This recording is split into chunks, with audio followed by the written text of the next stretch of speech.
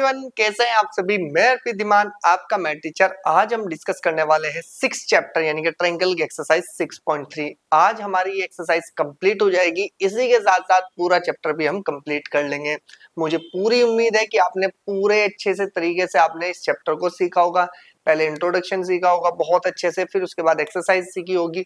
और आपको मैं आज ये बात जरूर बोल सकता हूँ कि अब आपको ये चैप्टर बहुत इजी लगने लगा होगा। तो जल्दी से करते हैं अपनी वीडियो को शुरू। आज हम इस पूरी एक्सरसाइज को भी कंप्लीट करेंगे और साथ ही साथ चैप्टर भी फिनिश हो जाएगा। तो जल्दी से देखते हैं कौन कौन से क्वेश्चन आज हम सॉल्व करने वाले हैं।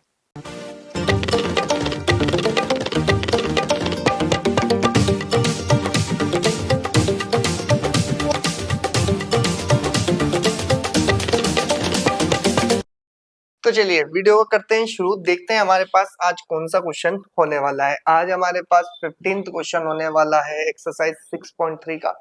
बहुत ही इजी क्वेश्चन है, बस ध्यान रखना है ये जो क्वेश्चन आज हम करने वाले हैं ना, आने वाले कुछ चैप्टर्स के बाद, एक चैप्टर या 2 चैप्टर के बाद हमें ये क्वेश्चन फिर दोबारा से मिलने वाला होगा। क्योंकि ये पूरा जो क्वेश्चन है ना आपका, ये पूरा ट्रिग्नोमेट्रिक के बेस पर है। अब आपके लिए तो ट्रिग्नोमेट्री तो नया ही होगा भाई आपके पास, ठीक है ना, क्योंकि आपने प्रीवियस वीडियो में कोई ट्रिग्नोमेट्री नहीं पढ़ा है। तो ध्यान रखना ये पूरा जो क्वेश्चन है ना, ये पूरा ट्रिग्नोमेट्री पर डिपेंड भी है, ठीक है। तो हम वहां पर डिस्कस करेंगे। तो मैंने सिर्फ आपको बताया कि ये क्वेश्चन थोड़ा आपको यहाँ पर ट्रायंगल में दिख रहा है, लेकिन वहां पर आपको ये किस में मिलेगा, ट्रिग्नोमेट्री मिलेगा। तो चलिए देखते हैं हमारे पास क्वेश्चन क्या है। सबसे पहले ध्यान से सुनना है, हमें ना हर एक क्वेश्चन के स्टेटमेंट को पढ़ना है और फिर उसके हिसाब से हमें क्वेश्चन को अरेंज करना है। सबसे पहले उसने कहा कि a vertical power of length 6 metre cast a shadow 4 metre long on the ground. सबसे पहले अगर हमारे पास क्या बनाना है भाई, हमें सबसे पहले हम क्या बनाते हैं भाई, हमारे पास हमने कहा, ठीक है जी,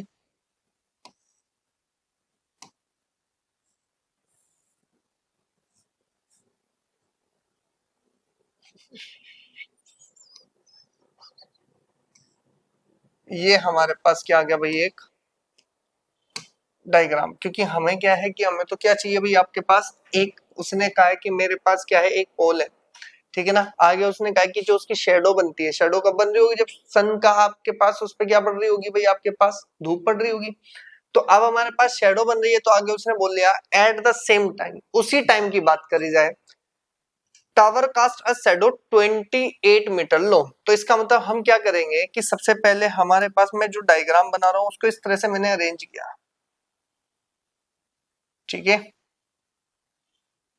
ये हमारे पास क्या आ गया भाई,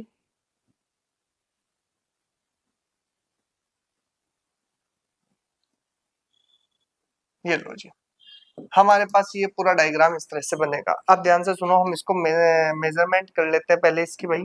ये हमारे पास नेमिंग होगी ए, बी और सी, और ये हो जाएगा डी, और ये बन जाएगा मेरे पास ई।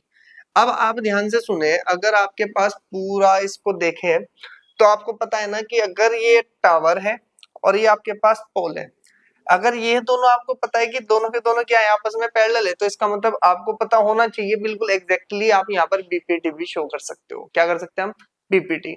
और बीपीटी लगाएंगे तो उसके बाद हम सब कुछ ही इसमें फाइंड कर सकते हैं। लेकिन ध्यान से सुनो, उसने जो जो मेजरमेंट दी पहले उसकी बात करो। उसने कहा कि एक वर्टिकल पोल है जिसकी लेंथ कितनी है, 6 मीटर है। तो यानी कि जो ये पोल है इसकी लेंथ कितनी है, 6 मीटर है।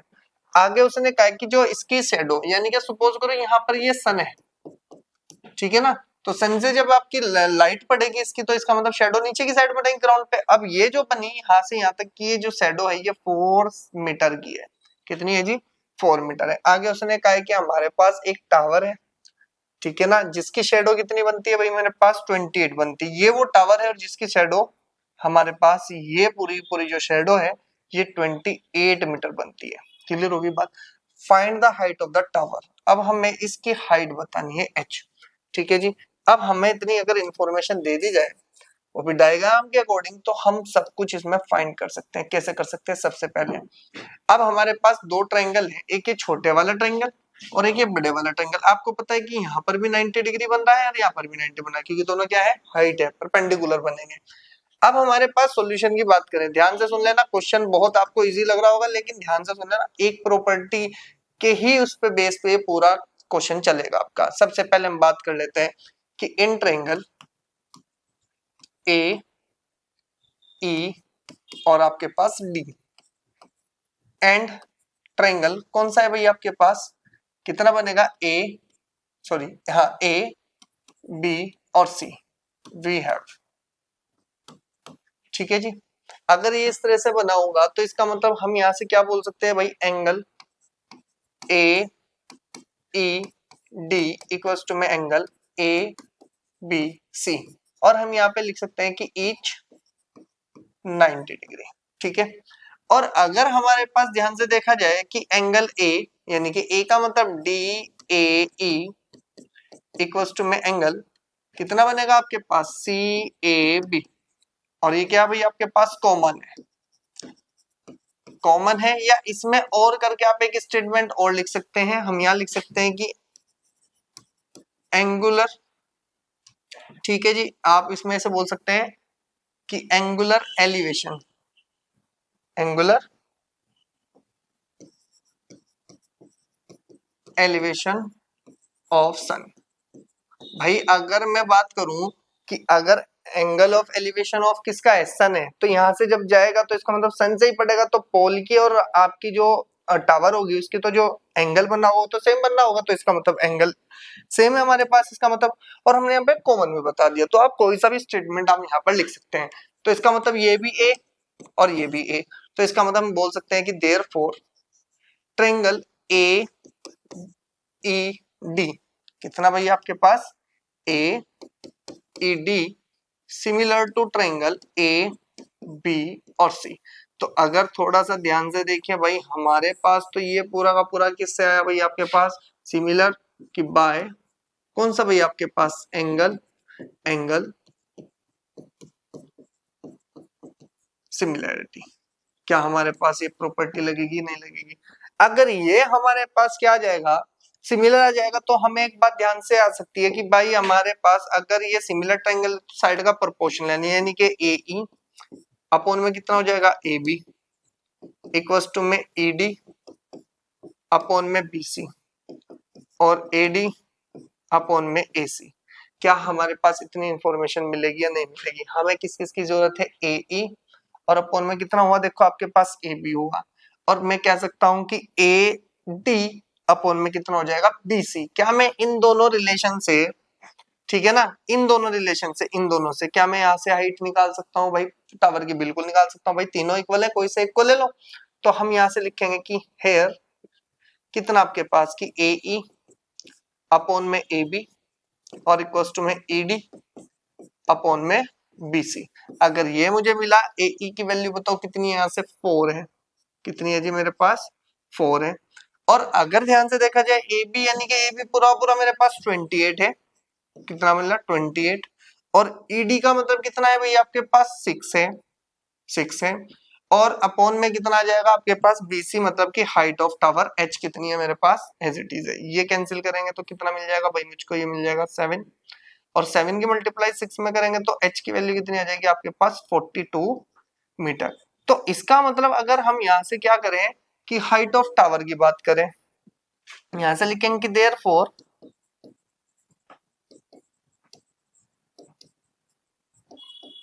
Height of tower is 42 metre. क्यों लिखा ला भाई मीटर में, क्योंकि सब मेजरमेंट जो चल रही थी हमारे पास वो मीटर में थी, तो यानी कि जो इसकी हाइट आएगी वो कितनी आ जाएगी 42 मीटर आ जाएगी, ठीक है ना।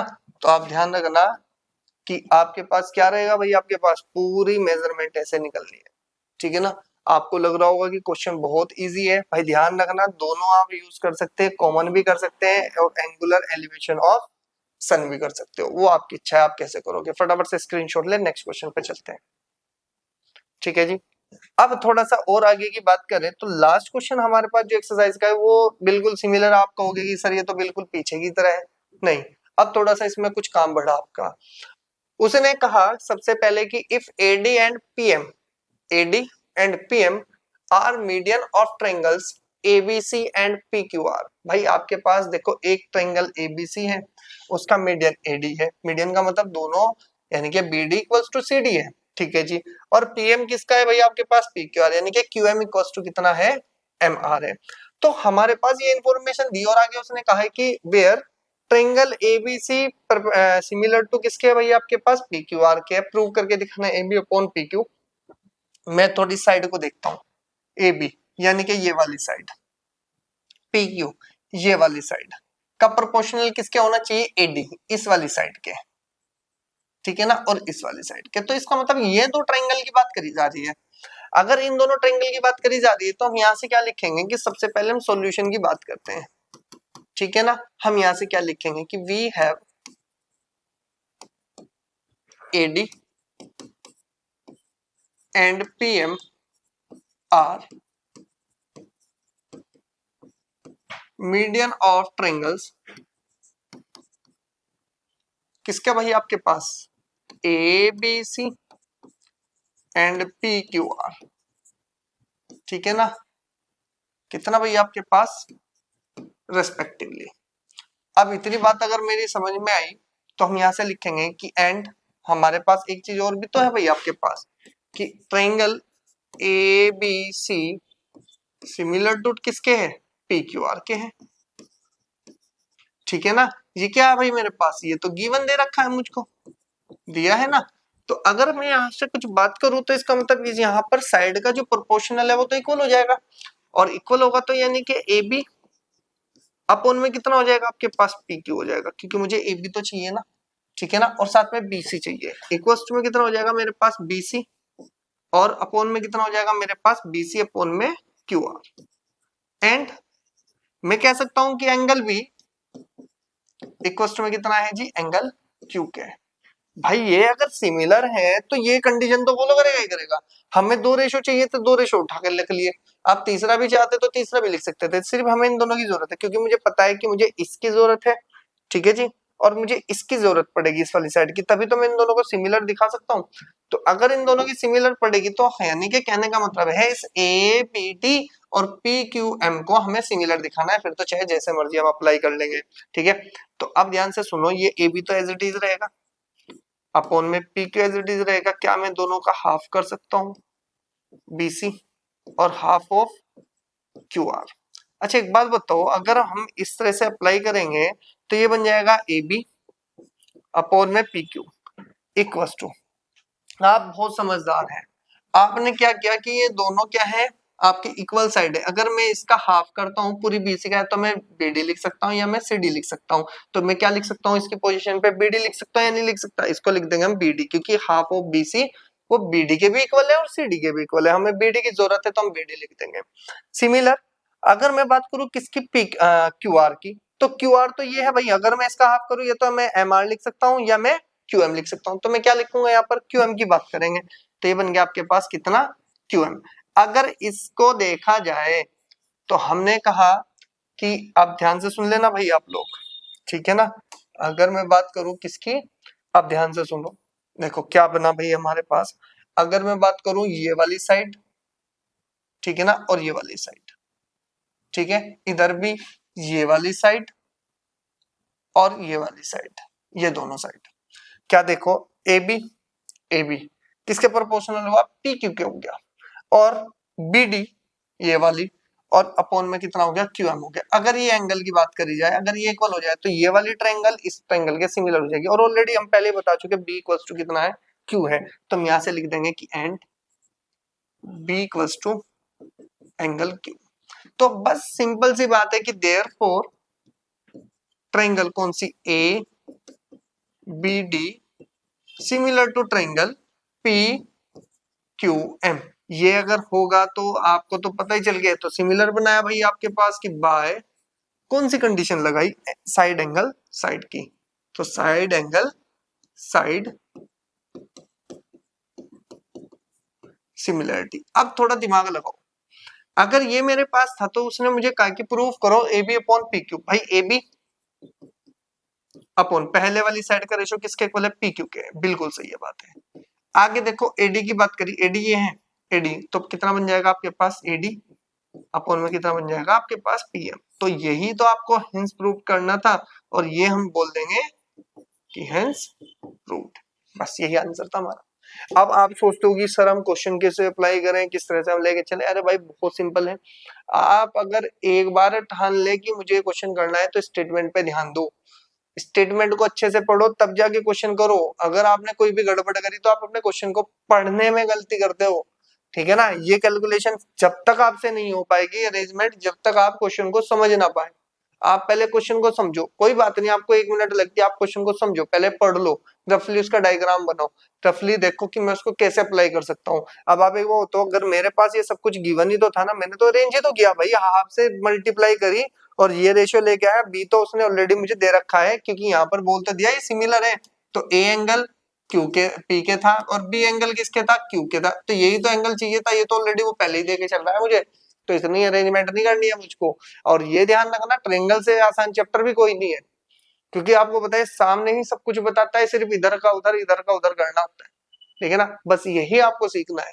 अब आपके पास क्या हुआ कि दोनों के दोनों क्वेश्चन बहुत सिंपल थे भाई आपके, इजी तरीके से हमने सीख लिया। अब आपका काम है कि इस पूरे चैप्टर को एक बार दोबारा से रिवाइज करो। मैं बार बार बोलता हूँ भाई, रिवाइज करो, रिवाइज करो, रिवाइज करो। इंट्रो पार्ट को देखो, चाहे आप स्पीड से देखो, लेकिन देखो, समझो कि वहां पर कौन कौन सी कंडीशन हमारे पास आई थी। बीपीटी को अच्छे से कवर करो, कन्वर्स ऑफ बीपीटी को करो, फिर उसके बाद सिमिलैरिटी जितनी भी हमारी प्रॉपर्टी है उसको अच्छे से कवर करो। फिर उसके बाद आपको पता चलेगा कि हाँ, हमने बहुत अच्छे से चैप्टर को कवर किया है, ठीक है जी। तो आपके पास आज पूरा जो एक्सरसाइज है हमारी वो कंप्लीट हो चुकी है, ठीक है ना। जब हमारे पास सारी कंप्लीट हो चुकी है तो इसका मतलब चैप्टर भी आज हमारा कंप्लीट हो गया। तो मिलेंगे नेक्स्ट वीडियो में। चैनल को सब्सक्राइब कर लो, वीडियो को लाइक करो और अपने फ्रेंड्स के साथ वीडियो को शेयर जरूर करना। मिलेंगे नेक्स्ट वीडियो में। Okay students.